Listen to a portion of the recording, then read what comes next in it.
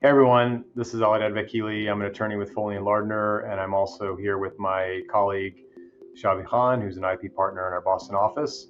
Welcome to Startup Advisors. We are going to be taking on a number of issues that come up on a regular basis with startups, and we hope to provide some information that may be insightful. Great, Alida. Thanks for the introduction and pleasure to be on this webinar or video call with you. What are some key mistakes startups make and how can they avoid them? Well, if we had 2 hours, I could probably list, most of the ones I've seen, but I'll pick the ones that I see more often than not. So some of the key mistakes that startups make, not having the right documentation, and I know we've talked about that from the get-go. So they don't have the right documents, they don't have the right agreements, and then something happens and they don't have a way to control that outcome or the process. Having undocumented stakes in the company. So you've gone and committed the company to giving someone a stake in a company. Maybe you've actually given them stock, or maybe you've given them option, but you don't have the right documentation for it, and it doesn't surface until much later when the person finds out, and they come to you saying, "Well, wait a minute, I thought I was given 20%, 3 years ago." That can create havoc for the company.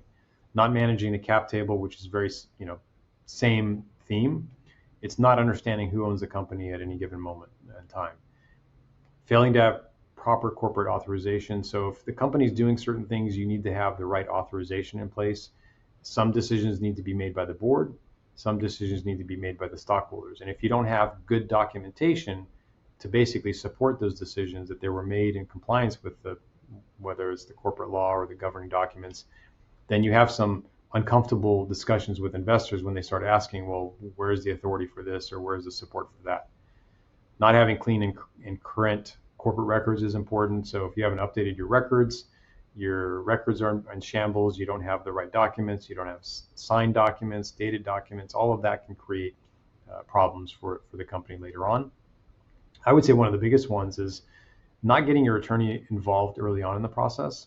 And as the company grows and goes down this sort of startup adventure, more and more decisions are going to be made, more and more things will be done. And if you don't get ahead of it and get the right advice, you're only creating more of a problem that has to be, in some cases, unwound much later on. In some cases, it can be done, albeit more expensively. In some cases, you might be stuck with having set something up in not the best way.